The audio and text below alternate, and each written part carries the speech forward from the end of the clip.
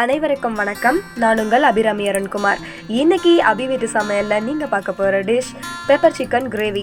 இதுக்கு செய்ய தேவையான பொருட்கள் என்னென்னு பார்க்கலாம்.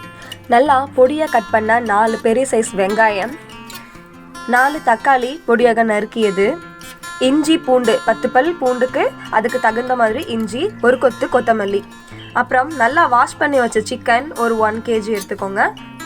தாளிக்கிறதுக்கு தேவையான பொருட்கள் பட்டை, கிராம்பு, அன்னாசிப்பூ, பிரிஞ்சி இலை, சோம்பு, கல்பாசி. தென் மசாலாவுக்கு தேவையானது தேங்காய் விழுது, அதை நல்லா அரைச்சி எடுத்து வச்சுக்கணுங்க. இப்போது கடாயில் நல்ல ஒரு 4 ஸ்பூன் எண்ணெய் விட்டு அதில் நம்ம தாளிக்கிறதுக்கு எடுத்து வச்சுருக்கிற அந்த அஞ்சரைப்பெட்டி வகையறக்கள் எல்லாத்தையும் ஒன்றா சேர்த்து நல்லா பொரிய விட்டுக்கணுங்க.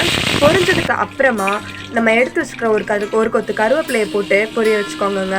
தென் அரைச்சி வச்சுக்கிற வெங்காயத்தை அதில் ஆட் பண்ணி ஆஸ் யூஸ்வல் நல்லா பொன்னிறமாக வதக்கிட்டு தக்காளியை அதில் ஆட் பண்ணிக்கலாங்க. வெங்காயம் நல்லா ப்ரௌன் கலராக மாறினாதான் நமக்கு கிரேவியோட டேஸ்ட் வந்துட்டு நல்லாயிருக்கும். நல்லா பொன்னிறமாக வதக்கிட்டு அந்த கட் பண்ணி வச்சுருக்கிற தக்காளியை எடுத்து அதில் ஆட் பண்ணிக்கோங்க. தக்காளியும் நல்லா வதங்கணும். வெங்காயம் தக்காளி வதங்கி ஒரு நல்ல கிரேவி பதத்துக்கு வரணும். வந்ததுக்கு அப்புறமா தான் நம்ம நெக்ஸ்ட் இன்க்ரீடியன்ஸை ஆட் பண்ண முடியும். நல்லா கிண்டி விட்டுக்கோங்க. வெங்காயம் தக்காளி நல்லா வதங்குறதுக்கு தேவையான அளவு ஒரு 1/4 டீஸ்பூன் வந்துட்டு உப்பை ஆட் பண்ணிக்கோங்க. உப்பை ஆட் பண்ணிவிட்டு நல்லா வதக்கிடுங்க. நல்லா வதங்கி அது ஒரு கிரேவி பதத்துக்கு கிட்டத்தட்ட நமக்கு தக்காளி தொக்கு பதத்துக்கு வந்துட்டு அது வரணுங்க. வந்ததுக்கு அப்புறமா நம்ம ஆல்ரெடி எடுத்து வச்சுருக்கிற அந்த இஞ்சியையும் பூண்டையும் மிக்சியில் போட்டு நல்லா விழுத அரைச்சி அதையும் இதில் ஆட் பண்ணி பச்சை வாசனை போகிற அளவுக்கு நல்லா வதக்கிடுங்க. வதக்கி முடிச்சதுக்கு அப்புறமா நம்ம எடுத்து வச்சுருக்கிற நம்மளுடைய அந்த 1 kg சிக்கனை வந்துட்டு இதில் ஆட் பண்ணிக்கலாங்க. பாருங்கள், இப்போ நல்லா வதங்கிடுச்சு. சிக்கனை ஆட் பண்ணிக்கலாம். ஸோ இப்போ சிக்கனை ஆட் பண்ணுறேன். ஆட் பண்ணதுக்கு அப்புறமா தான் நம்ம அந்த கிரேவிக்கு தேவையான அந்த மசாலா பொடி வகையறக்கள் எல்லாத்தையுமே ஆட் பண்ணுவோங்க. அந்த வெங்காயம் தக்காளி எல்லாமே வந்துட்டு நல்லா அந்த சிக்கனோட நல்லா மிங்கிள் ஆகிற மாதிரி நல்லா கிளறி விட்டுக்கணுங்க.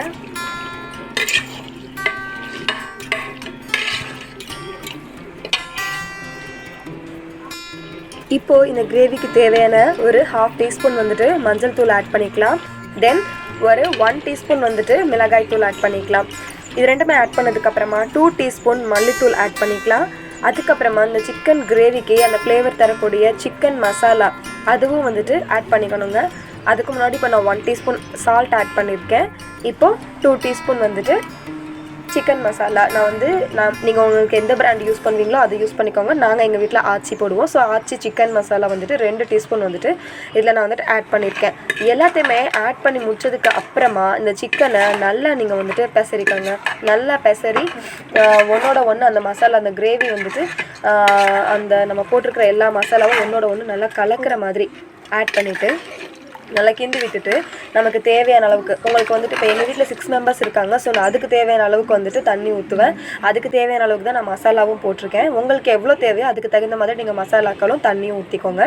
தண்ணி ஊற்றி நல்லா கொதிச்சதுக்கு அப்புறமா இந்த சிக்கனுக்கு நான் மிளகு ஜீரகத்தை நல்லா ஃபைன் பவுடராக அரைச்சி 1 டீஸ்பூன் ஆட் பண்ணியிருக்கேன்.